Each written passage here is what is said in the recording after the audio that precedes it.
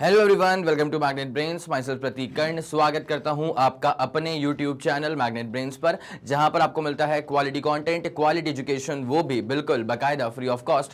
KG से लेकर के क्लास 12 तक का पूरा एजुकेशन सब आपको मिल जाएगा डिटेल्ड वीडियो फॉर्मेट में। और अगर आप हिंदी मीडियम के स्टूडेंट हैं तो आप जानते हैं क्या करना है आपको। मैग्नेट ब्रेन्स का हिंदी मीडियम चैनल भी है, जा करके सब्सक्राइब कर लीजिएगा और एकदम याद से ना नोटिफिकेशंस को ऑन कर लीजिएगा। इससे होता क्या है ना कि जैसे हिंदी मीडियम के चैनल पर कोई वीडियो अपलोड होता है, चाहे वो रिकॉर्डिंग हो, कोई लाइव क्लास हो, कोई लाइव अपडेट हो, तो उसकी जानकारियां, उसके नोटिफिकेशन सबसे पहले आप तक पहुंच जाती हैं। आप किसी भी कंडीशन में कुछ भी मिस आउट नहीं करेंगे। बस एक बात का आप खास ख्याल रखें कि हिंदी मीडियम के चैनल पर क्लास 6 से क्लास 12 तक का पूरा कंटेंट अवेलेबल है। कौन कौन से स्टेट बोर्ड है सर? एमपी बोर्ड है, बिहार बोर्ड है, यूपी बोर्ड है, राजस्थान बोर्ड है और दिल्ली बोर्ड है। और अगर आपको ई नोट्स या ई बुक्स चाहिए तो इसी वीडियो के डिस्क्रिप्शन में एक लिंक मिलेगी, आपको जाकर के आप चेकआउट करें, वहां से आप ई नोट्स और ई बुक्स भी अवेल कर सकते हैं। ठीक है, तो चलिए अब जरा कहानी को शुरुआत देते हैं। Class 11 physics chapter 8 mechanical properties of solids के एनसीईआरटी सॉल्यूशंस पे अपन आ चुके हैं। वो भी उसके एनसीईआरटी सॉल्यूशंस पार्ट 2 पे आ चुके हैं। ठीक है, पार्ट 1 में अगर आप लोग को याद हो तो क्वेश्चन नंबर 1 से क्वेश्चन नंबर 8 तक वहां पे सॉल्व करवा दिया गया था। इस चैप्टर में इन टोटल 16 क्वेश्चंस हैं एनसीईआरटी एक्सरसाइज के तौर पे। तो अब जो बचे हुए 8 क्वेश्चंस हैं क्वेश्चन नंबर 9 से लेकर के क्वेश्चन नंबर 16 तक, उनको हम बाकायदा डिटेल में डिस्कस करने वाले हैं इस वीडियो के अंदर। ठीक है, तो चलें बिना समय लगाए आपको लेकर के आते हैं इस वीडियो के क्वेश्चन नंबर 1, लेकिन एनसीईआरटी के क्वेश्चन नंबर 9 के ऊपर, बिकॉज 8 क्वेश्चंस पिछले वाले पार्ट में थे। ठीक है, चलिए सवाल में कहा गया है कि स्टील केबल। पहली बात तो आप ये समझ जाइए कि स्टील का केबल है। ठीक है, अब स्टील पर बेस सवाल जो है ना वो कई दफा आ चुका है, तो मैं आपको बता दूं कि यंग्स मॉड्यूलस जो होता है ना स्टील के लिए, यंग्स मॉड्यूलस जो होता है स्टील के लिए, ये डेटा आप लोग को अब तक याद हो जाना चाहिए। ये है 2 × 10⁻11 न्यूटन पर मीटर स्क्वायर। ठीक है, तो अगर वो गिवन नहीं भी होना तो फिर आपको ये पता होना चाहिए कि इसकी स्टील की जो यंग्स मॉड्यूलस की वैल्यू होती है वो होती है 2 × 10⁻11 न्यूटन पर मीटर स्क्वायर बोल लीजिए या फिर पास्कल बोल लीजिए, जैसा आपको सटीक लगे। ठीक है, जैसे होता नहीं है क्वेश्चन में अगर एक्सेलरेशन ड्यू टू ग्रेविटी की वैल्यू नहीं भी गिवन है तब भी आप 9.8 तो लेके चलते हैं ना, बिकॉज ऐसा है कि भाई ये तो पता होना ही चाहिए। तो वैसे ही कुछ मान लीजिए कि यंग्स मॉड्यूलस ऑफ स्टील भी है, ऐसा डेटा जो कि आपको पता होना ही चाहिए, नहीं भी गिवन है तो भी आपको पता तो होना ही चाहिए।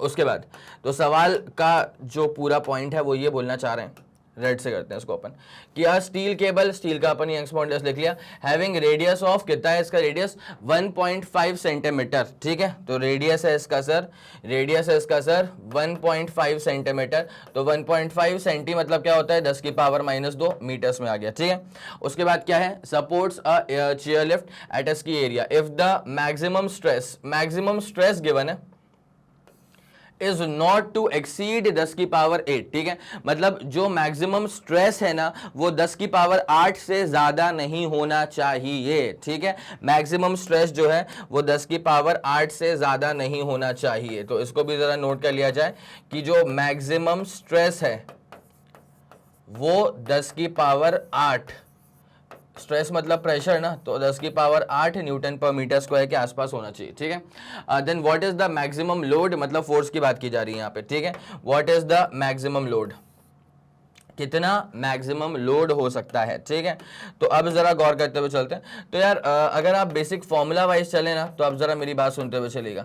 अगर आप बेसिक फॉर्मूला वाइज चलें तो maximum stress is equals to, देखिए स्ट्रेस का मतलब क्या होता है? प्रेशर, और प्रेशर का मतलब क्या हो जाता है? Force upon area. क्या बोला मैंने? स्ट्रेस का मतलब क्या होता है? प्रेशर, और प्रेशर का मतलब क्या हो जाता है sir? Force acting per unit area. ठीक है, तो अब जो ये फोर्स होगा ना उसको अपन कहते हैं लोड। ठीक है, ये जो फोर्स होगा ना इसको अपन कहते हैं लोड। कैसा लोड? Maximum load. ठीक है, कैसा लोड? Maximum load. और अपॉन नीचे क्या आता है? एरिया। ऑब्वियसली फिर वो एरिया ऑफ क्रॉस सेक्शन आता है। एक वायर है तो उसका जो एरिया ऑफ क्रॉस सेक्शन होगा वो होगा पाई इंटू आर का स्क्वायर। तो इसीलिए आपको यहाँ पे रेडियस देके रखा है ताकि जब आप एरिया निकालने के लिए जाएं तो आप पाई इंटू आर का स्क्वायर तो करेंगे ऑब्वियसली, बिकॉज किसी, अच्छा ये भी चीज होती है सवाल में गिवन, ऐसा भी नहीं होता कि सिलेंड्रिकल रॉड है, ठीक है, या सिलेंड्रिकल वायर है, that you have to go through. जैसे क्लास 10th में आप लोगों ने रेजिस्टेंस निकाला है वायर का, ठीक है, तो उसका फॉर्मूला था R = ρ L/A। L was basically the length of the wire, लेकिन यहाँ पे जो A था ना that was the area of cross section. और वहां पे हर सवाल में पूरे प्रोसेस में यही मान के रखा है कि सिलेंड्रिकल सा वायर होता भी कैसा ही है, सिलेंड्रिकल सा वायर होता है। तो ये कुछ ऐसे नॉर्मल चीजें हैं जो कि आपको पहले से पता होनी चाहिए, ठीक है। वो दे के नहीं रखेंगे but you should know it already, ठीक है। चलिए, तो यहाँ पे एरिया जो है वो आएगा area of the cross section. पूरा कर्व्ड सरफेस एरिया वगैरह कुछ नहीं आता, सिर्फ area of the cross section आता है, ठीक है। तो वो निकालने, वो कैसा होगा, वो होगा सर्कल का एरिया पाई इंटू आर का स्क्वायर। तो फिर आप कर सकते हैं, ठीक है, कोई दिक्कत नहीं है। तो यहाँ पे जब आप मैक्सिमम लोड निकालेंगे ना, तो कैसे निकालेंगे जरा गौर करें अच्छे से।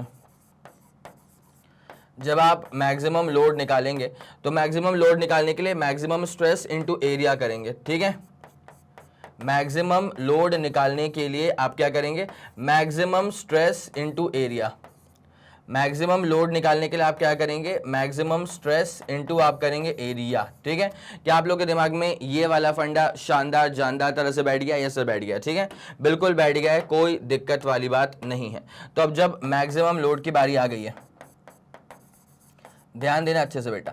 तो मैक्सिमम स्ट्रेस कितना था, तो मैक्सिमम स्ट्रेस सवाल में तो गिवन था सर कितना कितना कितना, सवाल में तो मैक्सिमम स्ट्रेस गिवन था अपने पास कितना, 10 टू द पावर 8, ठीक है।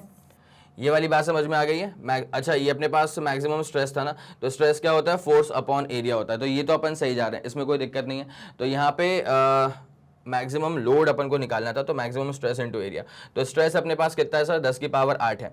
और उसके बाद एरिया क्या होगा सर, पाई इंटू आर का स्क्वायर। तो पाई, उसके बाद क्या करेंगे अपन, उसके बाद करेंगे रेडियस का स्क्वायर। तो रेडियस कितना है इसका sir, 1.5 into 10 to the power -2 का स्क्वायर, ठीक है। 1.5 इंटू 10 टू द पावर -2 का स्क्वायर। आप बताएं क्या आप लोग के दिमाग में यहाँ तक का फंडा सही से बैठ रहा है? आप बताएं क्या आपके दिमाग में यहाँ तक का फंडा शानदार जानदार तरह से बैठ गया? यस सर, बिल्कुल बैठ गया, ठीक है।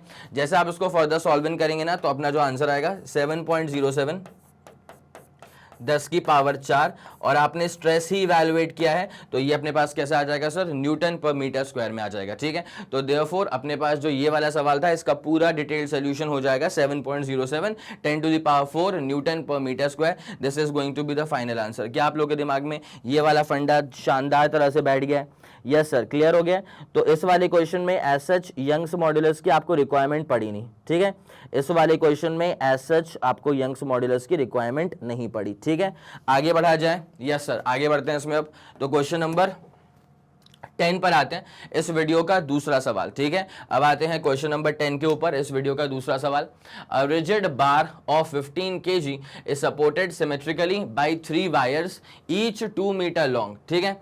Those at each end are of copper and the middle one is of iron, ठीक है। तो अपने पास एक बार अपन ले लेते हैं, यहाँ पे एक रिजिड बार ले लेते हैं 15 kg का, उसको ना सपोर्ट किया गया है। अच्छा एक सेकंड, इसको अपन ऐसे करते हैं ना, एक रिजिड बार अपन ले लेते हैं,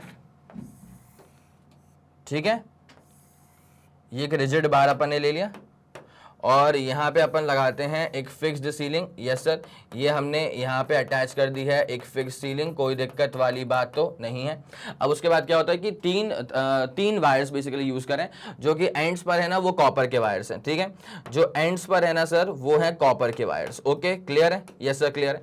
तो यहाँ पे सपोर्ट करने के लिए एक वायर ये है जो कि कॉपर का वायर है, यहाँ पे सपोर्ट करने के लिए एक वायर है जो कि ये भी कॉपर का वायर है, और बीच वाला जो वायर है वो स्टील का वायर है। सवाल में वही कहा गया है ना कि and the middle one is of iron, and the middle one is of iron, ठीक है। क्या आप लोगों के दिमाग में ये वाला फंडा क्लियर हो रहा है? ये जो सवाल का पूरा परसेप्शन है, जो अप्रोप्रिएट डायग्राम इसका हो सकता है, वो मैंने बना करके रख दिया है। क्या आप लोग के दिमाग में ये वाला फंडा शानदार तरह से क्लियर हो चुका है? यस सर, क्लियर हो चुका है, ठीक है। अब यहाँ पे दो तरह के मटेरियल्स की तो बात कर ली गई है, तो फिर अब बनता ही है कि इसका एटलीस्ट यंग्स मॉड्यूलस तो लिख दिया जाए, ठीक है, सवाल में, because Young's modulus as such तो कहीं गिवन है नहीं, ठीक है।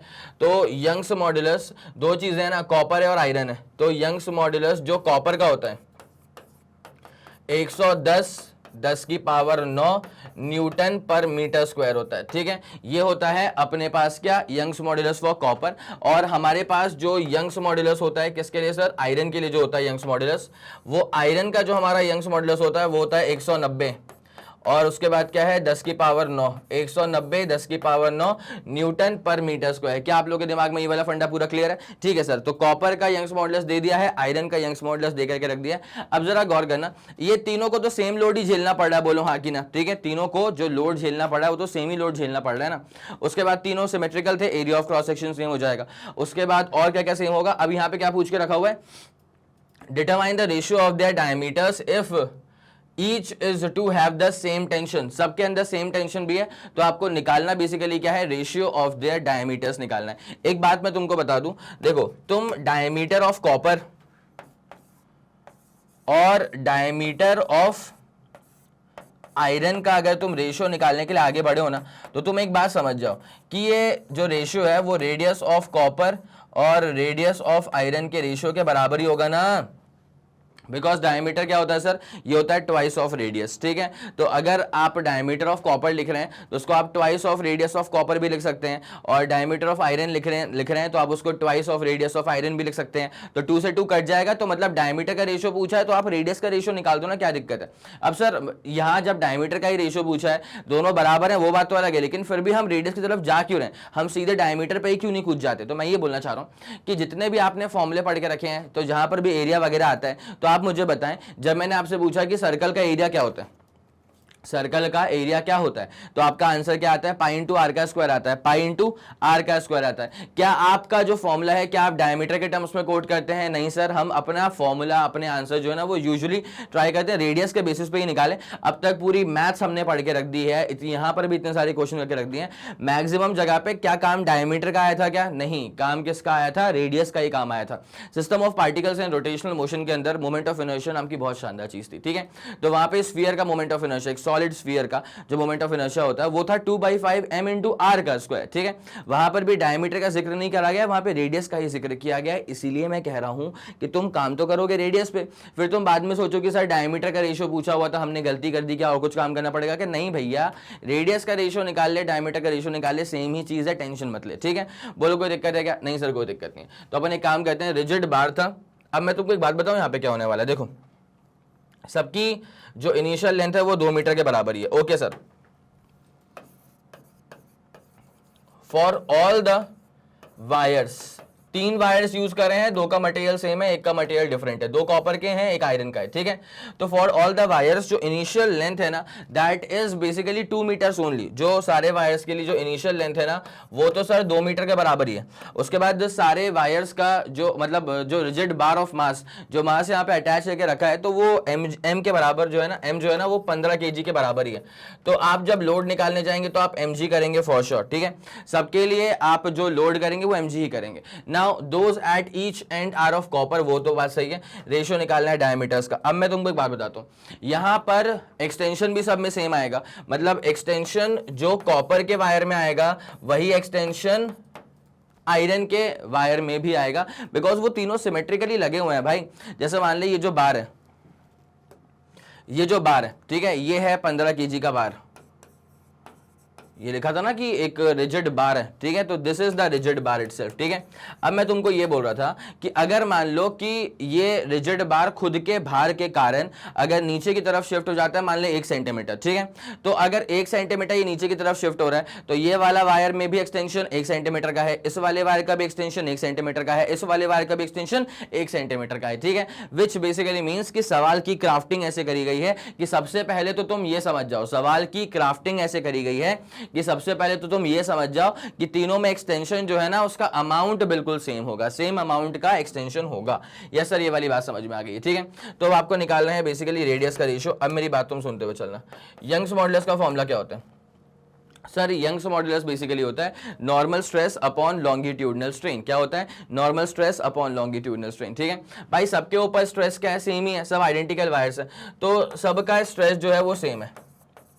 उसके बाद नीचे क्या आता है सर? नीचे यहाँ पे आता है, अच्छा स्ट्रेस का मतलब क्या होता है? अच्छा एक सेकेंड, स्ट्रेस में अपन एक काम करेंगे ना, इसका सबका अलग अलग डायमीटर होगा तो स्ट्रेस सेम नहीं होगा, बिकॉज स्ट्रेस का फॉर्मूला होता है फोर्स अपॉन एरिया। तो फोर्स कितना है? mg upon stress upon strain करना है, तो फोर्स कितना है? प्रेशर, मतलब स्ट्रेस का मतलब प्रेशर, तो प्रेशर क्या होता है? Force upon area. तो फोर्स तो mg सबके लिए होगा, पाई इंटू आर का स्क्वायर। मैं आपको बता दूं, मैं आर को लिखूंगा डिफरेंट कलर से क्योंकि सबका आर अलग अलग होगा, तभी तो उसमें रेशियो पूछा हुआ है। बोलो हाँ कि ना, ठीक है। तो पाई इंटू आर का स्क्वायर, तो अपने पास क्या हो जाएगा, ये Young's modulus equal to stress upon strain, तो स्ट्रेस बेसिकली क्या होता है, प्रेशर, प्रेशर क्या होता है, फोर्स अपॉन एरिया, बोलो हाँ कि ना, ठीक है। चलो उसके बाद यहां पर क्या होने वाला है, यहां पे होने वाला है सर लॉन्गिट्यूडिनल स्ट्रेन, ठीक है। तो यहां पे क्या हो जाएगा, डेल्टा एल अपॉन एल। अब मेरी बात सुनना, एम जी तीनों वायर्स के लिए सेम एम जी है, ठीक है। एल तीनों वायर्स के लिए सेम है, पाई तो बचपन से कांस्टेंट था। डेल्टा एल ये भी तीनों वायर्स के लिए सेम है, तो M G L delta L are going to be the same, are going to be the same, ये सेम ही रहने वाले हैं, are going to be the same for all the three wires, for all the three wires. इस बात को आप अच्छे से नोट डाउन कर लीजिएगा कि ये mg हो गया, l हो गया, डेल्टा l हो गया, are going to be the same for all the three wires, ठीक है। अब अगर ये बाकायदा पूरा सेम हो चुका है तो आप इसको देख करके कह सकते हैं कि यंग्स मॉडुलस का जो प्रोपोर्शनैलिटी है वो इनवर्सली प्रोपोर्शनल है आर के स्क्वायर के, ठीक है। तो आप क्या बोल देंगे कि Young's modulus is inversely proportional to R का स्क्वायर। क्या आप लोग के दिमाग में ये वाली बात चमक रही है? सर ये वाली बात बिल्कुल शानदार तरह से चमक रही है, ठीक है। एक बार जरा यहां तक लिखो, फिर अपन कहानी में आगे बढ़ते हैं। क्या बात है, पक्का समझ में आ गया? गजब, एक तरफा। आगे बढ़ते हैं, चले फिर आगे बढ़ जाएं। ओके सर, तो y is inversely proportional to अपने पास में क्या आ चुका है, r का स्क्वायर आ चुका है, ठीक है। अब यार मैंने क्या सिखाया था कि डायमीटर का रेशियो निकालना है तो रेडियस का रेशियो निकाल देना, क्या दिक्कत वाली बात है, ठीक है। तो यहाँ पे अपन क्या कर देंगे कि फिर तो r का square is inversely proportional to y and r is inversely proportional to root of y, ठीक है। अब मेरी बात सुनते हुए चलना, अब आपको रेडियस का आपको डायमीटर का चाहिए था रेशियो, ठीक है। तो पहले किसका नाम लिया गया है, पहले कॉपर का नाम लिया गया है, उसके बाद फिर आयरन का नाम लिया गया है। तो पहले आप रेडियस लिखेंगे फॉर कॉपर, फिर आप लिखेंगे रेडियस फॉर आयरन, ठीक है। तो रेडियस फॉर कॉपर और radius for iron is equals to under root of proportionality was inverse, तो Young's modulus for iron, Young's modulus for copper, ठीक है। तो अब जरा गौर करना, what is the Young's modulus for iron. तो आयरन का जो यंग्स मॉडुलस था वो सर था अपने पास 190 10 की पावर 9 के बराबर, ठीक है। तो क्या हो जाएगा 190 10 की पावर 9, और जो अपने पास कॉपर का था वो था 110 और 10 की पावर 9, ठीक है। तो जैसे आप इसको फर्दर सॉल्विंग करेंगे ना, 110 10 की पावर 9, तो रेडियस ऑफ कॉपर और रेडियस ऑफ आयरन, जैसे आप इसको फर्दर सॉल्विंग करेंगे तो अपना आंसर कितना आ जाएगा 19/10। जैसे आप इसको फर्दर सॉल्विंग करेंगे तो 1.31 is going to be the answer. आपसे रेडियस देखो, रेडियस क्या होता है, रेडियस है डायमीटर का आधा होता है, ठीक है। तो डायमीटर ऑफ कॉपर अपॉन 2, और इसको अपन बोल देंगे डायमीटर ऑफ आयरन अपॉन 2। तो क्या हो गया, diameter of copper upon diameter of iron ही तो आ गया। जो रेशियो आपसे पूछा हुआ था वही तो आ गया ना, और वो कितना आ गया सर 1.31 आ गया। अब रेडियस सॉरी या डायमीटर था बेसिकली, कोई दिक्कत नहीं है। तो इसका रेशियो था ना, तो अगर सिमिलर क्वांटिटीज का आप रेशियो निकालते हैं तो उसका जो यूनिट होता है कुछ आता ही नहीं है, unitless quantity and dimensionless quantity as well, ठीक है। ये था आपके पास में इसका पूरा डिटेल सोल्यूशन, लेकिन स्क्रीनशॉट लेना ना आप यहां से शुरुआत देंगे, बिकॉज यहां पे सवाल का जो बेसिक परसेप्शन था वो आपके सामने पेश कर दिया गया था। क्या आप लोग को ये वाली पूरी बात समझ में आ गई है? यस सर, ये वाला फंडा समझ में आ गया। गिवन डेटा भी नोट डाउन कर लेना, और उसके बाद फिर ये रहेगा आपके पास में इसका डिटेल्ड सॉल्यूशन आंसर तक पहुंचने का। क्लियर हो गया है? 3 2 1 ready go, super done and super clear हो चुका है सर, ठीक है। चलें अब आपको लेके चलेंगे इसके थर्ड वाले क्वेश्चन की तरफ। Question number 11, a 14.5 kg mass fastened to the end of a steel wire of unstretched length, मतलब बेसिक लेंथ जो थी उसकी वो थी 1 metre, is whirled in a circle, ठीक है, वर्टिकल सर्कल। तो मतलब ऐसे वाले सर्कल में इसको वर्ल्ड किया जा रहा है, ठीक है। तो उसकी जो लेंथ थी ना 1 मीटर, अब वो इस सर्कल का क्या बन जाएगी सर, रेडियस बन जाएगी 1 metre, within a vertical circle with angular velocity of 2 revolutions per second, ठीक है। एंगुलर वेलोसिटी बोला गया है, लेकिन मैं तुम्हें बता दूं एक चीज, जो एंगुलर वेलोसिटी होती है ना वो रेडियंस पर सेकंड में आती है, रेवोल्यूशंस पर सेकंड में नहीं आती है। तो जो रेवोल्यूशंस पर सेकंड जो गिवन है, दिस इज बेसिकली फ्रीक्वेंसी, ठीक है, कि 2 revolution, linear frequency, linear angular नहीं है, लीनियर फ्रीक्वेंसी है, आप समझें। शब्दों से ज्यादा भरोसा किया जाता है यूनिट्स के ऊपर, ठीक है। कहने को तो कह दिया है वेट, ठीक है। लेकिन वेट का ना आप सोचते हो केजी में होगा, लेकिन असलियत में क्या होता है, न्यूटन में होता है, because weight is basically a force ना, ठीक है। तो यहाँ बोल तो दिया एंगुलर वेलोसिटी, लेकिन कितने की है, 2 रेवोल्यूशंस पर सेकंड है। नाउ अगर एंगुलर वेलोसिटी लिटरली होती तो वो रेडियन पर सेकंड में आती है। तो यहाँ पे अगर रेवोल्यूशन पर सेकंड है मतलब कितने रेवोल्यूशंस, कितने चक्कर काट ली हैं पर सेकंड में। तो भाई अब मेरी बात सुनते हुए चलना, कितने रेवोल्यूशंस मतलब 2 रेवोल्यूशंस काट लिए 1 सेकंड में, तो 1 सेकंड में कितने नंबर ऑफ कंप्लीट रेवोल्यूशंस लगाए जाते हैं, उसी को तो कहते हैं लीनियर फ्रीक्वेंसी। जिस हिसाब से यहाँ पे जो 2 है ना वो है लीनियर फ्रीक्वेंसी, ठीक है, एफ। और उसके बाद तो फिर आप जानते हैं ओमेगा की अगर रिक्वायरमेंट पड़ गई तो कोई दिक्कत नहीं है। Omega is 2 pi F, F की वैल्यू यहां पे आ चुकी है सर 2 के बराबर। Eight the bottom of the circle the cross sectional area of the wire is, बहुत ही छोटा एरिया होगा, वायर का क्रॉस सेक्शन है तो 0.065 सेंटीमीटर स्क्वायर का इसका एरिया ऑफ क्रॉस सेक्शन है। Calculate the elongation of the wire when the mass is at the lowest point of its path. बहुत ही प्रैक्टिकल सवाल है, मैं चाहूंगा एक बार आप इसको सेल्फ ट्राई करें। और मैंने एक टॉपिक पढ़ा के रखा था motion in a vertical circle, अगर आप लोगों ने वो वीडियो देखा होगा तो आपको इस सवाल को ना परसीव करना काफी आसान रहेगा, ठीक है। तो मैं चाहूंगा एक बार सेल्फ ट्राई करें, जो भी आपका आंसर आ जाए कमेंट सेक्शन में अपने असली नाम के साथ वो आंसर मुझ तक पहुंचाएं। बन गया तो बहुत जबरदस्त, अगर नहीं बना किसी भी कारणवश तो फिर इसको मैं सॉल्व करवाऊंगा, लेकिन सेल्फ ट्राई तो बनता है इस सवाल के ऊपर यार, जल्दी करना प्लीज।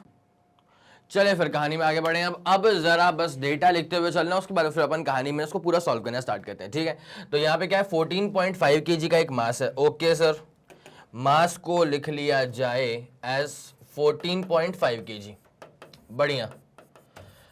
उसके बाद क्या बोला है इसके अंदर, fasten to the end of a steel wire of unstretched length जो है उसका वो 1 मीटर के बराबर है। तो लेंथ हमने ले लिया है 1 मीटर, लेकिन मैं आपको बता दूं कि फिर उसके बाद ना क्या हो रहा है कि इसी स्टील रोप का ना जो एंड पे अपन ने इस मास को फास्टन करके रखा हुआ है, इसको अपन घुमाने वाले हैं वर्टिकल सर्कल में। तो ये जो लेंथ है ना वो दरअसल इस वर्टिकल सर्कल का रेडियस बन करके आपके सामने आने वाली है। तो उसको अपन आर के बराबर भी अभी लिख देते हैं, बिकॉज आगे वो वही होने वाला है, ठीक है। Is whirled in a vertical circle with angular velocity of 2 revolutions पर सेकंड। मैंने आपको बता दिया था कि रेवोल्यूशंस पर सेकंड है तो वो लीनियर फ्रीक्वेंसी है, ठीक है। तो you can absolutely call this as 2 hertz also, ठीक है, कोई दिक्कत नहीं है इसके अंदर। At the bottom of the circle, at the bottom of the circle, ठीक है। तो the cross sectional area of the wire is 0.065।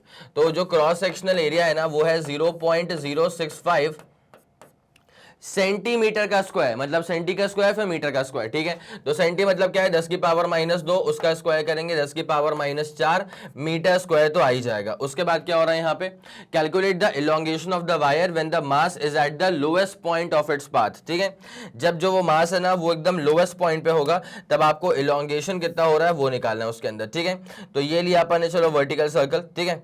और ये अपन लेते हैं एक स्टील की रोप, सेंटर से मारना पड़ेगा इसको, ठीक है। और यहाँ पर कोई मास जो है ना वो अटैच्ड है, तो यहाँ पर किसी एक मास को अपन कर देते हैं अटैच्ड, ये सर चलेगा। तो ये अपन ने एक मास को अटैच कर दिया, ठीक है। अब देख इसमें कौन कौन से फोर्सेस यहाँ पे ना दरअसल काम करना स्टार्ट करेंगे, उन पर आपको जरा फोकस करना पड़ेगा, ठीक है। देखिए पहली बात तो ये है कि इस पे ना नीचे की तरफ काम करेगा इसका खुद का वेट, ठीक है। खुद का वेट बोले तो mg हो जाएगा, चलेगा आपको इतना। उसके बाद ऊपर काम करेगा तुम्हारे पास में क्या, टेंशन काम करेगा। ऊपर तुम्हारे पास में क्या काम करेगा, टेंशन काम करेगा। और ऊपर ही तुम्हारे पास एक और फोर्स काम करेगा which is the centripetal force, ठीक है।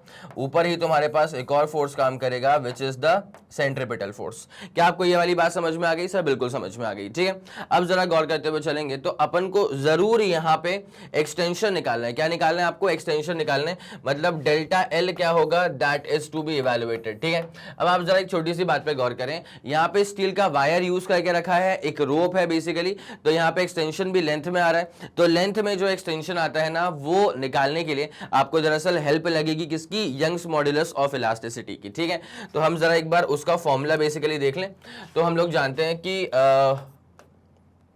Young's modulus of elasticity is basically normal stress upon होता है लॉन्गिट्यूडनल स्ट्रेन, ठीक है। तो नॉर्मल स्ट्रेस मतलब क्या हो जाएगा, force acting per unit area, और लॉन्गिट्यूडनल स्ट्रेन क्या हो जाएगा, change in length upon the original length, ठीक है। क्या आप लोग के दिमाग में ये वाला फंडा बेहतरीन तरह से बैठ गया? यस सर, बिल्कुल बैठ गया, ठीक है। तो हमें अभी फोकस करना है व्हाट इज द इलोंगेशन, तो डेल्टा एल पर हमको अभी फोकस करना है। तो F L upon A Y, F L upon A Y, this is basically going to be the expression for delta L, ठीक है। अच्छा, एल की वैल्यू हमें पता है, एरिया हमें पता है, और यहाँ पे स्टील का वायर था क्या? यस सर, स्टील का वायर था, तो अपने पास यंग्स मॉडुलस भी पता है, स्टील का था ना भाई, तो fastened to the end of a steel, सही बात है, स्टील का वायर था, तो हमको इसका यंग्स मॉडुलस पता है 2 × 10⁻11 न्यूटन पर मीटर स्क्वायर होता है, ठीक है।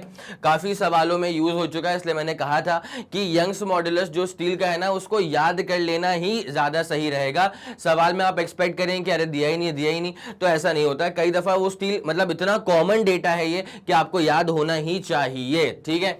चलिए ओके, अब अपने पास क्या है, सब कुछ गिवन है ऑलमोस्ट, लेकिन बस एफ की रिक्वायरमेंट है, फोर्स की रिक्वायरमेंट है, ठीक है। तो हम जरा समझेंगे इस बात को कि हमें ना ये ऊपर वाला फोर्स जो टेंशन है बेसिकली हमें वो फाइंड आउट करना है, क्योंकि वही वहां पर यूज होने वाला है, ठीक है। तो हम जरा इक्वेशंस खेलना स्टार्ट करते हैं। नाउ ये this becomes your first equation, इसमें कोई दिक्कत नहीं है, ठीक है। अब हम यहां पे इक्वेशन खेलना स्टार्ट करते हैं, mg माइनस टी, ठीक है, और यहां पे total force is equals to, यहां पे अपने पास क्या हो जाएगा, mg minus T is equals to क्या हो जाएगा, सेंट्रीपिटल फोर्स, ठीक है।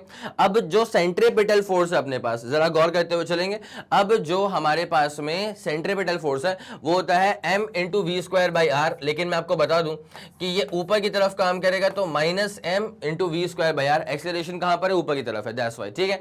ये वाला फंडा पूरा क्लियर हो गया।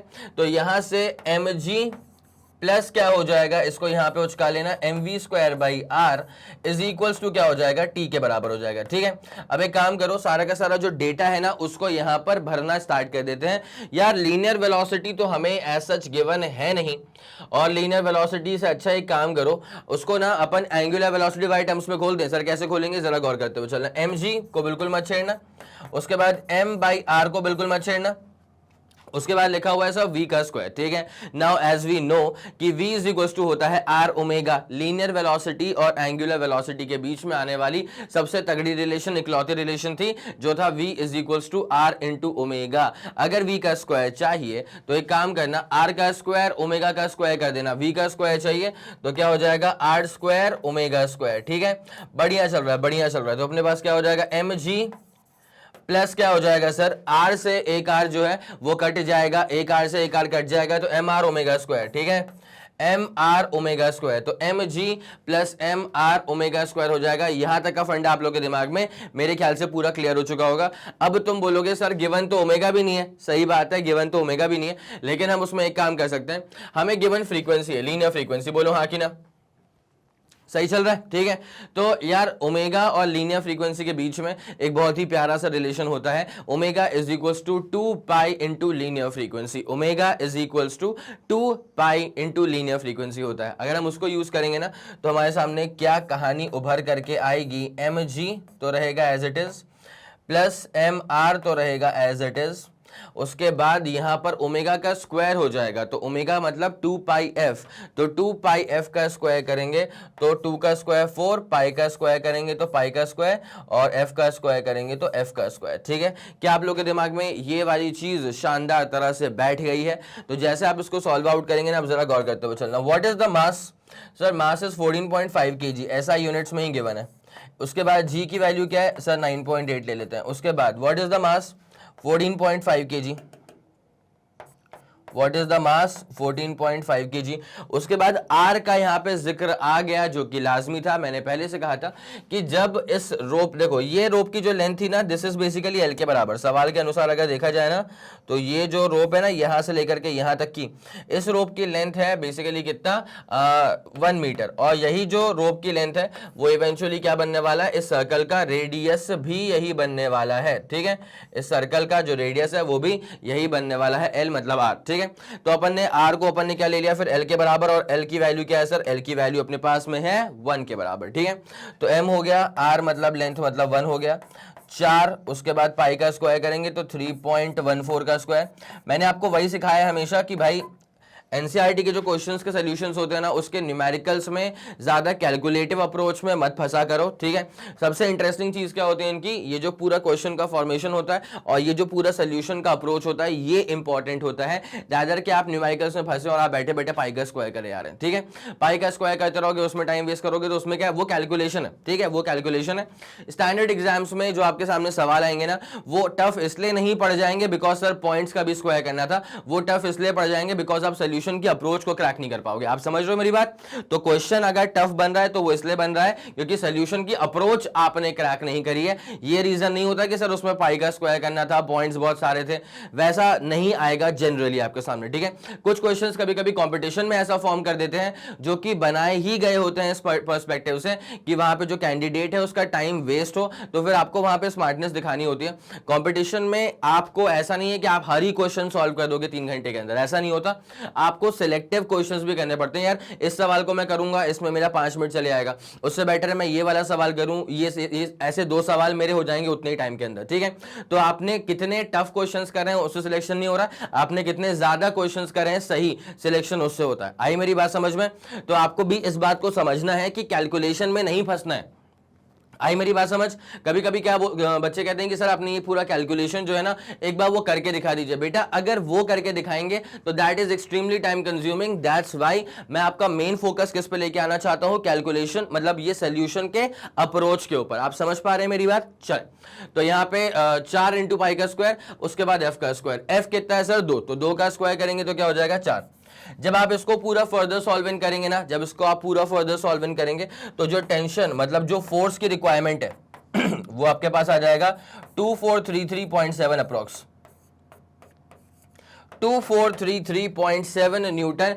अब मैं तुमसे वही कह रहा था कि तुम्हें यहां पे फंसने की जरूरत नहीं है, तुम्हें बस इसकी अप्रोच देखनी है। आंसर तुम्हारा आ चुका है 2433.7 newton. This is going to be the force which is required. बोलो हाँ कि ना?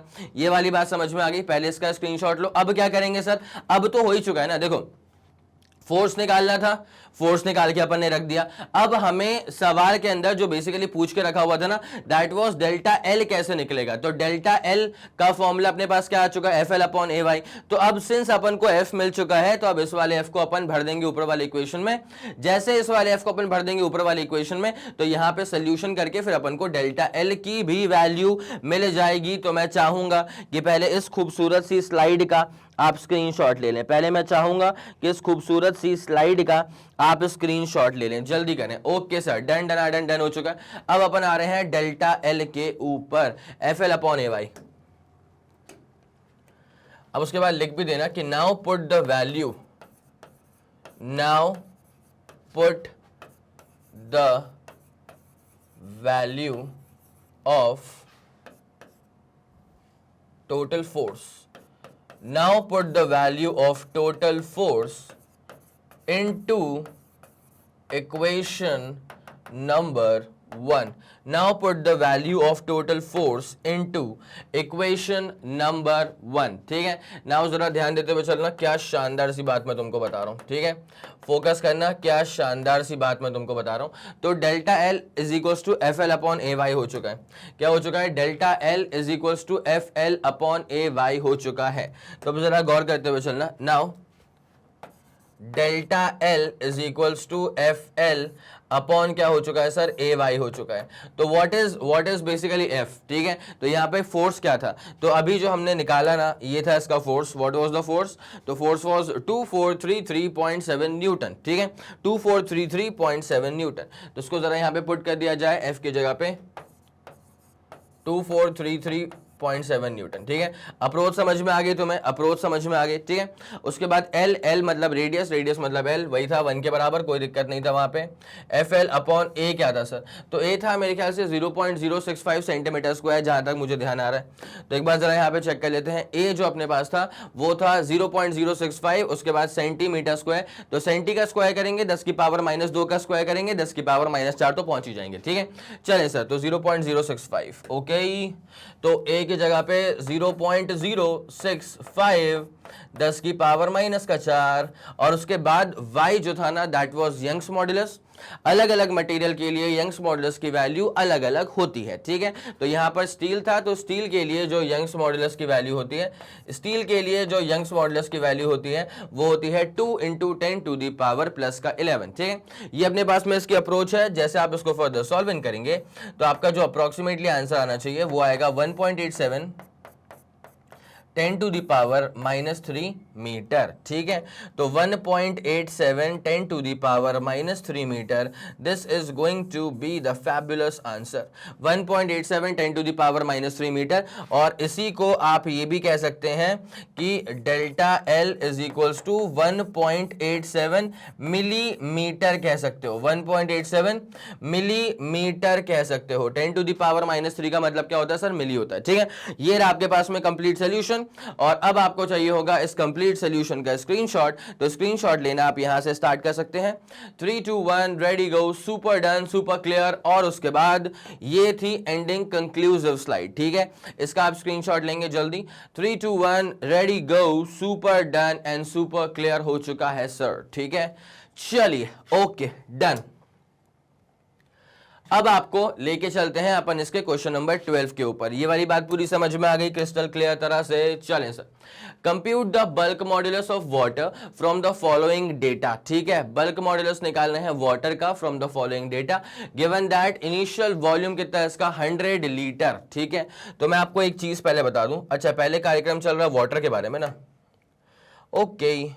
पहले जो कार्यक्रम चल रहा है वो चल रहा है सर अबाउट वाटर, ठीक है।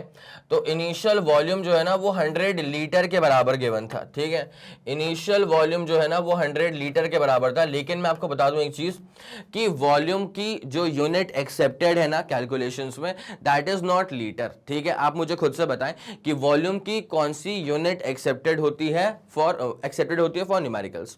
मैं आपको हिंट दे दूं, एरिया की होती है मीटर स्क्वायर। अब क्लिक हो गया, अगर एरिया की मीटर स्क्वायर होती तो वॉल्यूम की क्या होती होगी सर, मीटर का क्यूब होती होगी, ठीक है। बिल्कुल सही बात है। तो वॉल्यूम की जो एक्सेप्टेड यूनिट है that is not litres but that is into metre cube, ठीक है। तो अगर वो 100 लीटर था ना, तो 100 लीटर को अगर मीटर क्यूब में कन्वर्ट करना है तो 10 की पावर माइनस 3 से मल्टीप्लाई करेंगे तो वो हो जाएगा 10 की पावर माइनस 1 मीटर क्यूब, ठीक है।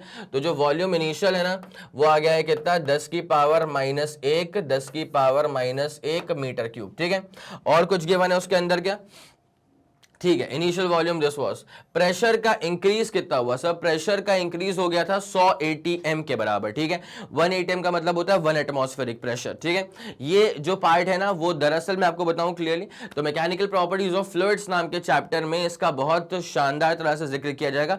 पूरा डिटेल में इसका डिस्कशन उसी चैप्टर के अंदर होता है। लेकिन यहां पर अब एनसीईआरटी में क्या है, जो क्वेश्चन होते हैं एनसीईआरटी क्या है, जो भी अपने पास जो स्टैंडर्ड एग्जाम्स होते हैं ना उनमें जो क्वेश्चन होते हैं ना उसमें ऐसा नहीं कि ये question mechanical properties of solids का है, ये question force and laws of motion का है। अरे भाई ऐसा कुछ नहीं होता है, सवाल को ना चैप्टर्स को मिक्स करके बनाया जाता है, ठीक है। जैसे लास्ट क्वेश्चन में हम लोगों ने क्या करा, ये जो सवाल था है तो मैकेनिकल प्रॉपर्टीज ऑफ सॉलिड्स का ही सवाल, पिछला वाला क्वेश्चन, लेकिन उसके अंदर टेंशन भी आ गया, उसके अंदर सेंट्रीपिटल फोर्स का भी जिक्र हो गया, उसके बाद ओमेगा को भी खोलना पड़ गया था। तो वहां पे क्या अब तक जो पढ़ के रखा है सब चीजें ही लग जाती हैं, इस बात का आप खास ख्याल रखें, ठीक है।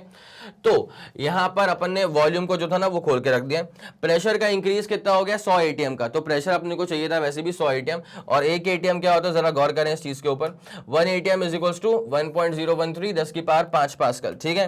तो यहां पे अगर प्रेशर का इंक्रीज है 100 atm का मेरे ख्याल से ना, यस सर प्रेशर का इंक्रीज था 100 atm का, तो अपन इसको लिख देते हैं प्रेशर 100 atm 100, अच्छा 1 atm क्या होता है 1.013 10 की पावर 5 पास्कल, ठीक है। तो आप इसको ऐसे कैसे कर सकते हैं, आप इसको कर सकते हैं 1.013 10 की पावर 7 पास्कल। क्या बोला मैंने, 1.013 10 की पावर 7 पास्कल। ये अपने पास में हो जाएगा प्रेशर, बोलो हाँ कि ना, यस सर। तो ये इनिशियल वॉल्यूम हो गया, ये अपने पास प्रेशर हो गया। उसके बाद क्या है, फाइनल वॉल्यूम है 100.5 लीटर्स का, तो जो फाइनल वॉल्यूम है वो है अपने पास में कितना 100.5 100.5 लीटर्स का। तो volume final is equals to 100.5 litres था ना, तो 10⁻³ करेंगे तो मीटर क्यूब में आ जाएगा। तो this becomes the final volume. ठीक है, यस सर, ये वाला फंडा भी पूरा क्लियर हो चुका है।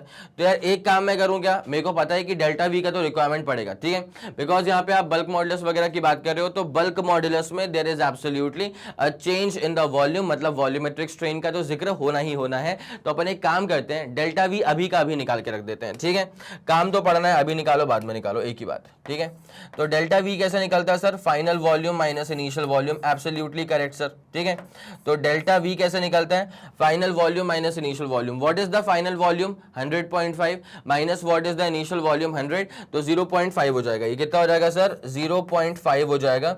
और उसके बाद क्या हो जाएगा, देखो फाइनल वॉल्यूम था माइनस इनिशियल वॉल्यूम था, तो 100.5 माइनस 100 करेंगे तो 0.5 10⁻³ 0.5 10⁻³ मीटर क्यूब हो जाएगा। ठीक है, 0.5 10⁻³ मीटर का क्यूब हो जाएगा। तो अपने पास इनिशियल वॉल्यूम है, फाइनल वॉल्यूम है, डेल्टा वी आ चुका है, और ये प्रेशर भी हमारे पास में मौजूद था। ठीक है, अब क्या पूछा हुआ था, तो कंपेयर करना है bulk modulus of water with respect to air. ठीक है, तो एक काम करते हैं, पहले अपन निकाल लेते हैं बल्क मॉडुलस ऑफ वाटर। एक काम करते हैं, पहले अपन निकाल लेते हैं bulk modulus of water.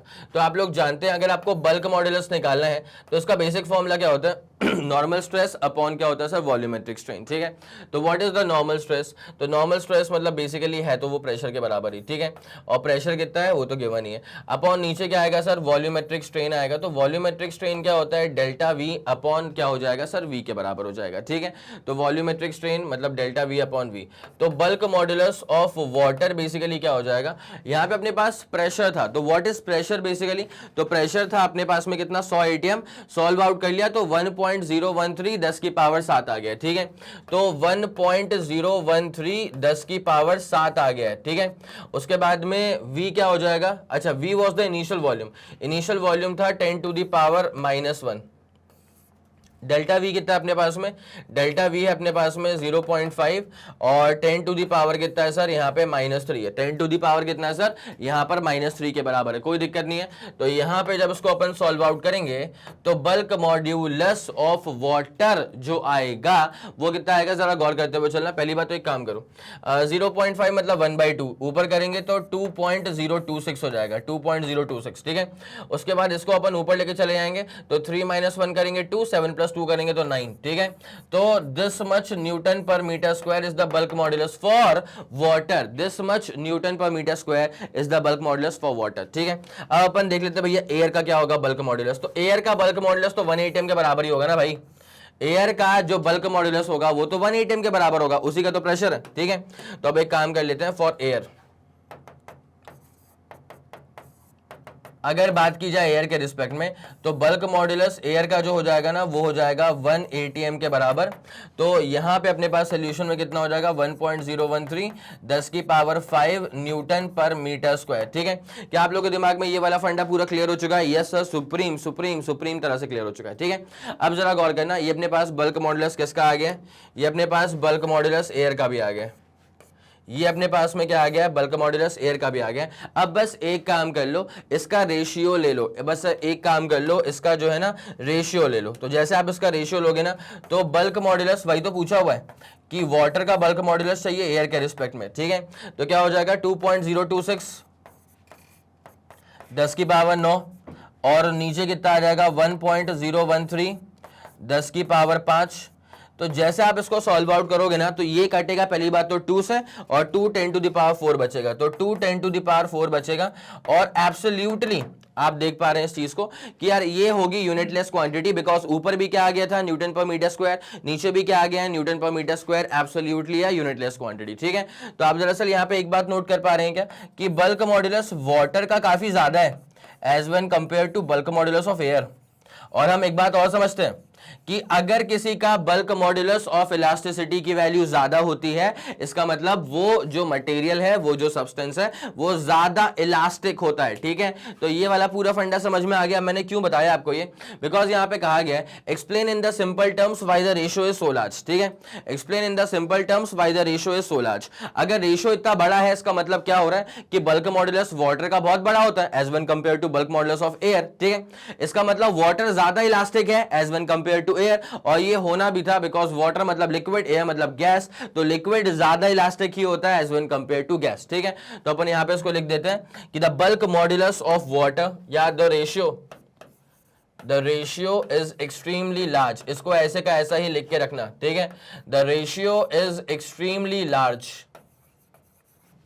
the ratio is extremely large, that is the ratio is extremely large, that is the bulk modulus for water is extremely greater than the bulk modulus of air.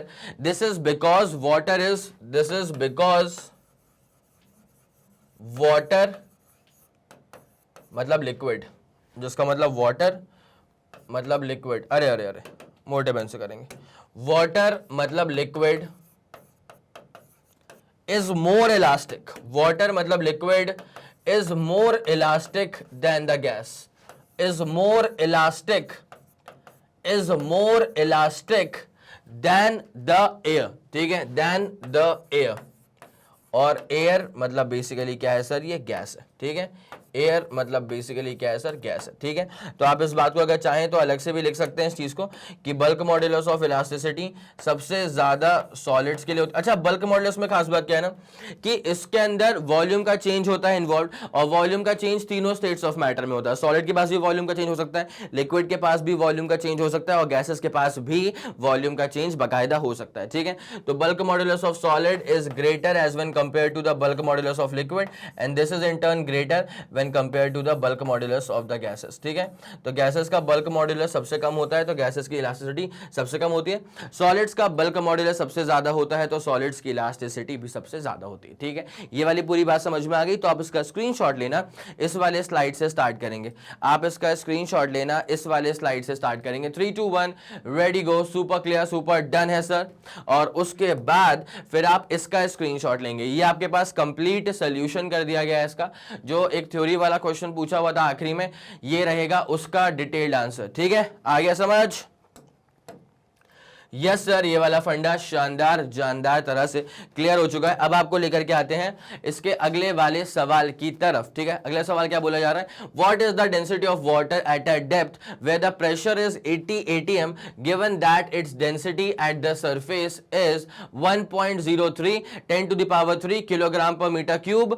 Kilogram per metre cube में density given है, इसका मतलब density बाकायदा आपको ऐसा units में ही given है। Pressure अगर 80 atm है तो आप चाहें तो उसे कन्वर्ट कर सकते हैं न्यूटन पर मीटर स्क्वायर में। कैसे? 1 atm is equal to 1.013 10⁵ pascal या 1.013 10⁵ न्यूटन पर मीटर स्क्वायर। ठीक है, जो कि यहां पर भी पिछले वाले सवाल के अंदर देखा के रखा हुआ था। This is the standard data. ऐसा नहीं है कि ये 1 atm को इसके बराबर लिखा है अपन ने फॉर ओनली दिस क्वेश्चन, नहीं नहीं नहीं नहीं नहीं, this is the standard data. तो यहां पर भी आप 80 atm के प्रेशर को कन्वर्ट कर सकते हैं ऐसा यूनिट न्यूटन पर मीटर स्क्वायर में। अब डेंसिटी निकालनी है वाटर की एक डेप्थ पे। ठीक है, क्या आपको ये वाली बात समझ में आ गई? एक बार जरा इस सवाल को सेल्फ ट्राई करो अपने हिसाब से, जो भी आपका आंसर आ जाए अपने असली नाम के साथ वो आंसर कमेंट सेक्शन में लिखते हुए चलना। सही होगा तो बहुत बढ़िया, कोई दिक्कत वाली बात नहीं है। अगर किसी कारणवश गलत हो भी गया तो भी अपन सॉल्व करेंगे, सीखने को तो मिलेगा, लेकिन सेल्फ ट्राई तो बनता है सवाल के ऊपर यार, जल्दी करना प्लीज। चलें फिर आगे बढ़े सवाल में। तो क्या लिखा है, compute the fractional change in volume of a glass slab. ठीक है, तो आपको अगर फ्रैक्शनल चेंज निकालना है मतलब you have to evaluate basically delta V upon V क्या होगा। ठीक है, आपको निकालना क्या है, डेल्टा वी अपॉन वी क्या होगा। उसके बाद क्या है, in volume given that the glass slab is subjected to a pressure of कितना, 10 atm। ठीक है, 10 atm का प्रेशर आपने इसके ऊपर अप्लाई करके रख दिया। ठीक है, तो 10 atm का अगर प्रेशर आपने अप्लाई करके रख दिया है, तो उसको एक काम करो, कन्वर्ट कर लेंगे अपन इसको नॉर्मल पास्कल्स में, ठीक है। तो अपने पास कितना हो जाएगा 10, और 1 ATM क्या होता है 1.013 10 की पावर 5 पास्कल, ठीक है। तो अपने पास में इवेंचुअली प्रेशर कितना हो जाएगा 1.013 10 की पावर 6 पास्कल के बराबर, ठीक है। This is going to be the pressure. तो अपने पास इवेंचुअली क्या हो गया, प्रेशर आ चुका है, डेल्टा V अपॉन V अपने को चाहिए। अब एक बात जरा गौर करना, bulk modulus of elasticity for glass क्या होता है, ठीक है। तो इस सवाल में गिवन नहीं है कि बल्क मॉड्यूलस ऑफ इलास्टिसिटी क्या होगा ग्लास के लिए, बट मैं आपको बता दूं कि ये होता है 37 इंटू 10 टू दी पावर 9, ठीक है। 37 into 10 to the power 9 newton पर मीटर स्क्वायर। तो इसको अगर आप जरा ध्यान रख ले, यंग्स मॉड्यूलस फॉर स्टील और बल्क मॉड्यूलस फॉर ग्लास अगर याद कर लिया जाए तो अच्छा रहता है, ठीक है। चलिए अब उसके बाद क्या होता है, आपको डेल्टा V अपॉन V निकालना है, ठीक है। तो अब एक काम किया जाएगा, बेसिक फॉर्मूला बेस चलते हैं अपन। तो फॉर्मूला क्या कहता है अपने को, अगर हम बल्क मॉड्यूलस ऑफ इलास्टिसिटी की बात करना शुरू कर चुके हैं तो फॉर्मूला अप्लाई करते हैं बल्क मॉड्यूलस ऑफ इलास्टिसिटी का, ठीक है। सर क्या होता है वो फॉर्मूला, तो bulk modulus of elasticity is basically normal stress upon नीचे क्या हो जाता है वॉल्यूमेट्रिक स्ट्रेन, ठीक है। याद रखना, normal stress upon longitudinal strain कर दोगे ना तो this will become basically Young's modulus of elasticity. लेकिन जहां तक हम कंसर्न्ड है तो हम कंसर्न्ड है बल्क मॉड्यूलस ऑफ इलास्टिसिटी के साथ। तो नॉर्मल स्ट्रेस अपॉन नीचे क्या आ जाएगा सर वॉल्यूमेट्रिक स्ट्रेन, ठीक है। आई पूरी बात समझ, यस सर, ये वाली बात चमक गई दिमाग में। तो bulk modulus of elasticity is basically normal stress upon नीचे आ जाता है सर वॉल्यूमेट्रिक स्ट्रेन, ठीक है। Bulk modulus of elasticity is normal stress upon नीचे क्या आ जाएगा sir volumetric strain, volumetric strain क्या आ जाएगा सर वॉल्यूमेट्रिक स्ट्रेन आ जाएगा, ठीक है। चलिए अब जैसे हम इसको आगे फिगर आउट करना स्टार्ट करेंगे तो देखिए नॉर्मल स्ट्रेस बेसिकली प्रेशर तो गिवन ही है, तो प्रेशर अपन ले लेते हैं P के बराबर, और नीचे आता है volumetric strain which is delta V upon V। This itself is the volumetric strain. कोई दिक्कत वाली बात नहीं सर, यहाँ तक हमें क्या निकालना है, हमें वॉल्यूमेट्रिक स्ट्रेन निकालने से ही मतलब है, ठीक है। तो डेल्टा V अपॉन V मतलब जो वॉल्यूमेट्रिक स्ट्रेन है वो अपने पास में क्या हो जाएगा P अपॉन B हो जाएगा, ठीक है।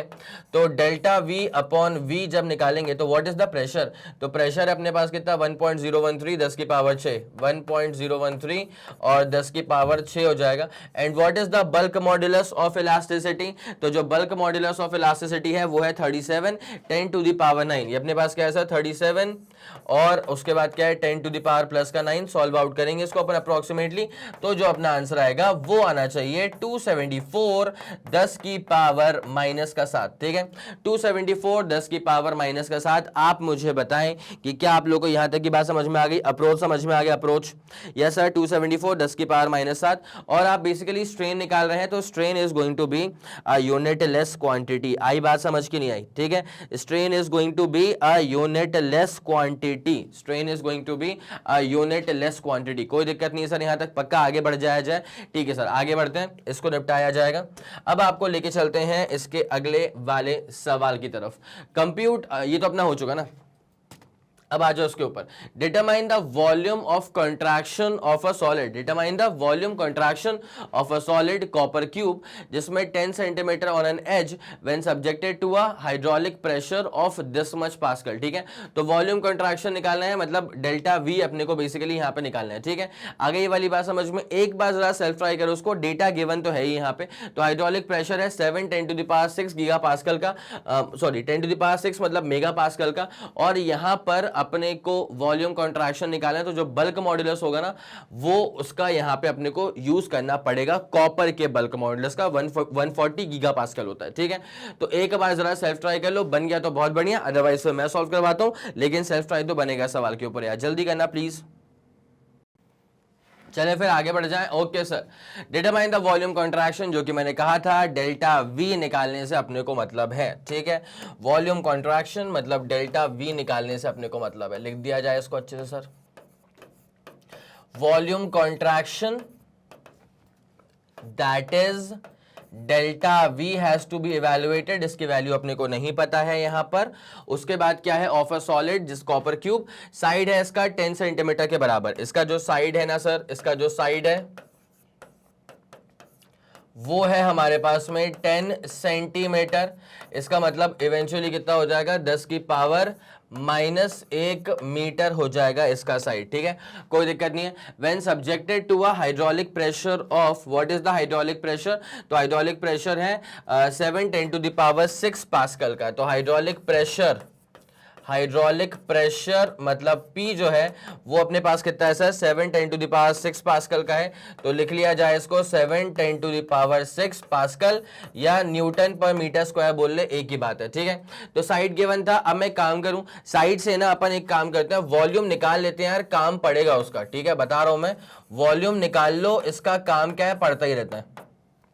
तो अगर साइड यहाँ पे L के बराबर है तो वॉल्यूम क्या हो जाएगा सर, वॉल्यूम बिकम्स L का क्यूब, तो वॉल्यूम बिकम्स L का क्यूब। तो L कितना है अपने पास में, 10⁻⁻1, इसका अपन क्यूब कर देंगे तो इवेंचुअली कितना हो जाएगा सर, 10⁻³ मीटर क्यूब हो जाएगा। यहां तक का फंडा मेरे ख्याल से आप लोगों के दिमाग में शानदार तरह से, जानदार तरह से बैठ गया होगा, ठीक है।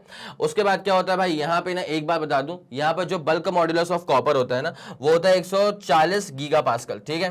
तो बल्क मॉड्यूलस माफ कीजिए, बल्क मॉड्यूलस फॉर कॉपर इस बेसिकली कितना होता है सर, 140 गीगा पास्कल होता है, ठीक है। तो गीगा मतलब क्या हो जाएगा, 10⁹, ठीक है। तो 140 10⁹ मतलब गीगा पास्कल, मतलब न्यूटन पर metre square, it's fine the same thing only, ठीक है। ये अपने पास बल्क मॉड्यूलस हो गया। अब आपको निकालना क्या था, वॉल्यूम का कॉन्ट्रैक्शन डेल्टा वी निकालना है। तो सीधे चलते हैं फॉर्मूला पर, ठीक है। तो फॉर्मूला जो हम यहां पर अप्लाई करने वाले हैं, फॉर्मूला हम जो यहां पर अप्लाई करने वाले हैं सर, वो फॉर्मूला क्या होता है, बल्क मॉड्यूलस का फॉर्मूला। तो बल्क मॉड्यूलस का फॉर्मूला क्या होता है, जैसे कि हम लोग जानते हैं, नॉर्मल स्ट्रेस अपॉन नीचे क्या हो जाता है, वॉल्यूमेट्रिक स्ट्रेन। तो इसको अपन लिख दें एक बार जरा अच्छे से, कि bulk modulus of elasticity is basically normal stress upon नीचे अपने पास क्या आ जाएगा सर, वॉल्यूमेट्रिक स्ट्रेन।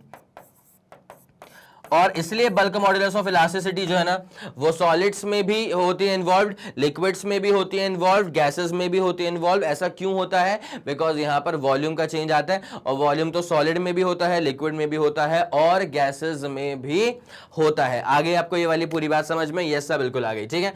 तो bulk modulus of elasticity is equals to normal stress upon नीचे क्या हो जाएगा सर, वॉल्यूमेट्रिक स्ट्रेन, ठीक है। अब जरा बढ़ते हैं कहानी में आगे की तरफ, ठीक है। तो अब इसको जब मैं लिखूंगा ना बेसिक फॉर्मूला वाइज, तो ऐसे हो जाएगा ये, नॉर्मल स्ट्रेस मतलब pressure. Now what is the volumetric strain, तो volumetric strain is change in volume upon original volume, ठीक है। देयरफॉर डेल्टा वी जो हो जाएगा वो अपने पास में क्या हो जाएगा, P × V/B। आगे बात समझ में, डेल्टा वी अपने पास में क्या हो जाएगा, पी वी अपॉन नीचे क्या हो जाएगा, बी हो जाएगा, ठीक है। चलिए सर, तो delta V is equals to, अच्छा पी का मतलब बेसिकली क्या होगा सर, प्रेशर। पी का मतलब बेसिकली क्या होगा सर, यहाँ पर प्रेशर होगा, और प्रेशर हम लोग को गिवन था एज 7 × 10⁶ के तौर पे, ठीक है। एसआई यूनिट्स में ही था, पास्कल्स में ही था, तो 7 × 10⁶, ठीक है। उसके बाद what was the volume, initial volume अपने पास में कितना था सर, तो वॉल्यूम हमारे पास में आ चुका था साइड का क्यूब करके 10⁻³ मीटर क्यूब के बराबर, ठीक है। इसको भी लिख दिया जाए अच्छे से एक बार, तो वॉल्यूम अपने पास कितना है सर, 10⁻³ उसके बाद नीचे क्या आता है, नीचे आ रहा है sir bulk modulus of elasticity for copper, जो कि होती है 140 गीगा पास्कल, तो 140, और गीगा मतलब क्या होता है सर, 10⁹ गीगा मतलब क्या होगा सर, 10⁹ हो जाएगा। तो आप इसको ऐसे भी तो कर सकते हैं कि delta V is equals to 7 × 10⁻3, बढ़िया है सर, कोई दिक्कत वाली बात नहीं है, 7 10⁻3 न्यूमरेटर में हो चुका है। और एक काम करो ना, इसको मैं ऐसा कर देता हूँ, कितना, ये 1/14 10⁻10 कर देता हूँ, 14 10 क्या कर दिया अपन ने, 10 कर दिया, ठीक है। यहां तक कोई दिक्कत नहीं है सर, बढ़िया चल रहा है, एक तरफा चल रहा है सर, ठीक है। तो 7 को 2 से मल्टीप्लाई करेंगे तब जाके 14 आता है, तो 1/2 का यहां पर मसला हो गया, क्या हो गया सर, 1/2 यहां पर आ गया। अब इसको जरा सॉल्व करना स्टार्ट करते हैं, सिंपल ही है, अब तो कुछ इसके अंदर बचा ही नहीं इतना बड़ा, ठीक है। तो what is the change in volume, what is the change in volume, तो अपने पास में ये कितना हो जाएगा सर, ये 0.5 है, 1/2 कितना होता है सर, 0.5 होता है, तो 0.5, और यहां पे अपने पास में कितना हो जाएगा, 10⁻−10 + 3 करेंगे तो -7 हो जाएगा, ठीक है। तो डेल्टा वी अपने पास में हो जाएगा 5, 10⁻−8। और एक बात मैं आपको बता दूं, डेल्टा वी का मतलब क्या होता है, चेंज इन द वॉल्यूम होता है। तो final volume minus initial volume करोगे तब भी बचेगा क्या, वॉल्यूम बचेगा ना, तो वॉल्यूम बचेगा तो मीटर क्यूब, बस बात ही खत्म हो गई है। ये रहेगा अपने पास में पूरा डिटेल्ड सोल्यूशन, डिटेल्ड आंसर। मैं चाहूंगा आप इसका स्क्रीनशॉट लेंगे और उसके बाद फिर आपको कहानी में आगे लेके चलते हैं अगले सवाल की तरफ। अच्छा, इसका स्क्रीनशॉट लेना ना, आप जरा यहां से स्टार्ट करेगा, because this was the entry slide for this particular question. Question जो है वो स्टार्ट यहां से हुआ था। बोलो हाँ कि ना? यस सर, एक तरफा शानदार, जबरदस्त, ठीक है। और उसके बाद फिर आप लेंगे इसका स्क्रीनशॉट। ये था इस क्वेश्चन का एंडिंग स्लाइड। बोलो हाँ कि ना? क्लियर हो गया पूरा फंडा? यस सर, क्लियर हो चुका है। आगे बढ़ जाया जाए इस सवाल के अंदर। क्या कहते हो? पक्का? कोई दिक्कत वाली बात तो नहीं है? यस सर, ये वाला फंडा बहुत ही शानदार तरह से क्लियर हो चुका है। चलो आगे बढ़ेंगे इसमें अब, ठीक है? चले, Now coming to the last question, ठीक है? Coming to the last question of NCERT, how much should the pressure on a liter of water? भाई इतने से लाइन में दो चीजों के बारे में आपको स्पेसिफाई कर दिया गया है। पहला क्या निकालना, क्या है सर? प्रेशर निकालना है। कैसे पता? हाउ मच कितना, शुड द प्रेशर, तो मतलब प्रेशर नहीं पता, तो प्रेशर नहीं पता, pressure is to be evaluated, ठीक है? प्रेशर नहीं पता, it has to be evaluated, ठीक है? बहुत बढ़िया सर। उसके बाद क्या है? On a litre of water, इसका मतलब volume is given as a litre, volume is 1 litre, ठीक है? तो वॉल्यूम जो है हमारे पास में वो है 1 लीटर। तो 1 लीटर का मतलब क्या होता है? 1 लीटर, देखिए पहली बात तो ये समझिए कि आपको वॉल्यूम को ना लीटर में रखना नहीं है। वॉल्यूम की जो न्यूमेरिकली एक्सेप्टेड यूनिट है that is not at all litre, that is metre का क्यूब, ठीक है? Metre cube, not litre but metre. तो 1 लीटर को अगर मीटर क्यूब में कन्वर्ट करें 10 टू द पावर -3 से मल्टीप्लाई करते हैं, कन्वर्ट हो जाता है। प्रेशर नहीं पता, वॉल्यूम गिवन है। Change to compress it by, यहां पे कितना है? 0.10%, ठीक है? तो कंप्रेस करना है, तो यहां पर जो फ्रैक्शनल चेंज है वॉल्यूम का डेल्टा वी, वो अपने पास में कितना है? 0. कितना है सर? 0.10%, ठीक है? तो 0.10 पर मतलब डिवाइड सेंट मतलब सेंचुरी, ठीक है? क्या आप लोग के दिमाग में ये वाली चीज बेहतरीन तरह से बैठ गई है? एक बार मुझे आप यहां तक का कंफर्मेशन दे दें। चलिए फिर आगे बढ़ जाएं। यस सर, तो यहाँ पे क्या है? अच्छा, ये अपने पास ना परसेंटेज चेंज था, फ्रैक्शनल चेंज था, जो डेल्टा वी अपॉन वी है बेसिकली ये, ठीक है? डेल्टा वी अपॉन वी है, तो ये अपन ने कर दिया। तो ये अपने पास 0.110 टू दी पावर -2 हो जाएगा। तो यहाँ से जो फ्रैक्शनल चेंज है डेल्टा वी बाई वी, ये अपने पास कितना हो जाएगा? पॉइंट को आगे लेके चले जा, 10 की पावर -3, ठीक है? नाउ अब मेरी बात पर जरा गौर करते हुए चलना। आपको बेसिकली निकालना क्या है? प्रेशर निकालना है। तो यहाँ पे ना आपको बेसिकली जो बल्क मॉड्यूलस ऑफ इलास्टिसिटी है ना, वो किसकी बात कर रहे हैं यहाँ पे? सवाल जो है वो बेस्ड है किसके ऊपर? 1 लीटर पानी के ऊपर। तो जो आपको बल्क मॉड्यूलस चाहिए होगा वो चाहिए होगा वाटर के लिए। तो यार कॉपर का होता है 140 गीगापास्कल, ठीक है? और इसका वाटर का जो होता है वो होता है 2.2 10 टू दी पावर 9 पास्कल, ठीक है?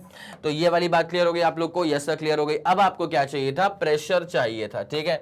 तो जो हम फॉर्मूला अप्लाई करेंगे ना, basic formula bulk modulus of elasticity का, उस फॉर्मूले से ही अपना काम जो है वो एकदम डन हो जाएगा। चलें शुरुआत दे दें इसको। यस सर, तो bulk modulus of elasticity is normal stress upon नीचे क्या है सर? वॉल्यूमेट्रिक स्ट्रेन है, ठीक है? तो देयरफॉर जो प्रेशर है वो बल्क मॉड्यूलस इनटू यहां पे क्या हो जाएगा? डेल्टा वी अपॉन वी, ठीक है? क्या बात है, गजब। What is the bulk modulus of elasticity now? तो bulk modulus of elasticity is 2.2 10 to the power plus का 9 पास्कल, ठीक है? तो आप लिख दीजिएगा इसको 2.2 इंटू 10 की पावर 9 पास्कल, और डेल्टा v अपॉन v अपने पास कितना आ चुका है सर? ये अपने पास आ चुका है 10 टू द पावर -3। ये रहा अपने पास भाई delta v upon v 10 to the power -3। बस निपट गया। अब तो क्या ही बचा? तो अपने पास क्या बचेगा? 2.2 और 10 की power 6। Now this is basically pressure, तो 2.2 10 की पावर 6 पास्कल, या फिर अगर आप चाहो तो न्यूटन पर मीटर स्क्वायर में कोट कर दो 2.2 10 की पावर 6, और पास्कल नहीं तो न्यूटन पर मीटर स्क्वायर पे कोट कर दीजिएगा। क्या आपको ये वाला फंडा पूरा शानदार तरह से क्लियर हो गया? बस निपट गया बेटा, हो गया पूरा एनसीईआरटी का ये पार्ट नंबर 2 भी। 9 से लेकर के 16 तक के क्वेश्चंस भी अपने हो चुके हैं डन डन डन डन। या तो पास्कल्स में कर दीजिए या तो न्यूटन पर मीटर स्क्वायर में कर दीजिए, आपकी श्रद्धा, ठीक है, चलिए तो जल्दी आप इसका स्क्रीनशॉट लेना चाहेंगे। यहीं से ये सवाल का सोल्यूशन स्टार्ट हुआ था, छोटा सवाल था। और बस याद रखना कि bulk modulus of elasticity water के लिए क्या होता है। एनसीईआरटी क्वेश्चंस के अंदर जहां पर जिस किसी मटेरियल का बल्क मॉडुलस है, शियर मॉडुलस है, यंग्स मॉडुलस है, गिवन है, तो मैं चाहूंगा कि आप उसको याद कर लें। या अगर एनसीईआरटी वाले क्वेश्चन में गिवन नहीं है बट उसमें अगर सवाल में यूज हो रहा है तो जहां से मिलता है आपको वहां से लिख करके याद कर लें। ठीक है, मैंने आपको लिखवा ही दिया है, तो प्लीज इन सारे डेटास को इंपॉर्टेंट है याद करते हुए चलेगा। अदरवाइज क्या होगा ना कि सवाल आपसे सिर्फ इसलिए नहीं हो पाएगा बिकॉज एक डेटा मिसिंग था। आगे आपको ये वाली बात समझ, तो यहां पे हल्का सा मसला याद करना पड़ेगा। वैसे कायदे से गिवन रहता है, वैसे कायदे से गिवन रहती हैं चीजें, बट मान लीजिए किसी कंडीशन में नहीं भी गिवन है, जो कि अपने देखी है बहुत दफा गिवन नहीं थी, तो हमें खुद से यूज करना पड़ा। तो ये वाली बात समझ में आ गई। और अप्रोच ओरिएंटेड रहो, ठीक है, ज्यादा कैलकुलेशन में फंसने की जरूरत नहीं है। आपका मेन इंटेंट, आपका मेन फोकस जो होना चाहिए वो होना चाहिए क्या, सोल्यूशन की अप्रोच क्या हमें समझ में आ रही है। अगर सोल्यूशन की अप्रोच आपको समझ में आ रही है मतलब कोई दिक्कत वाली बात नहीं है। अगर सोल्यूशन के अप्रोच में कोई दिक्कत है तो फिर उस पर वापस से वर्क करना पड़ेगा। इस बात को आप दिमाग में डाल लीजिए, ठीक है। तो इसी के साथ खत्म होता है हमारा एनसीईआरटी का ये पार्ट 2, जहां पे क्वेश्चन नंबर 9 से क्वेश्चन नंबर 16 तक हम लोगों ने बाकायदा सॉल्व कर लिए। अगर आप लोगों ने प्लेलिस्ट को बहुत शानदार तरह से चेकआउट किया है तो आप जानते हैं कि हर वीडियो जो है ना एकदम अलाइंड मैनर में जमा हुआ है, ठीक है। मतलब टॉपिक्स आगे पीछे नहीं हो रहे हैं, बिल्कुल जमे हुए टॉपिक्स हैं, इसके बाद ये, इसके बाद ये, इसके बाद ये, ठीक है। And this was one of the smallest chapter in the entire playlist. तो मेरे ख्याल से आप लोगों को समझ में आ गया होगा। अब इसके बाद जो आपको वीडियोस मिलेंगे प्लेलिस्ट के अंदर वो हो जाएगा एमसीक्यू, एमआईक्यूज हो जाएंगे, ठीक है। तो इसमें अपने सारे क्वेश्चंस की प्रैक्टिस भी हो जाएगी और बाकी सारे जो टॉपिक वाइज डिटेल लेक्चर थे वो तो आप तक प्लेलिस्ट में पहुंच ही चुके हैं, ठीक है। तो यहां पे खत्म होता हुआ हमारा एनसीईआरटी का पार्ट 2 भी, पूरा एनसीईआरटी का एक्सरसाइज कंप्लीटली डिटेल में सॉल्व करवा दिया गया है हर एक क्वेश्चन को।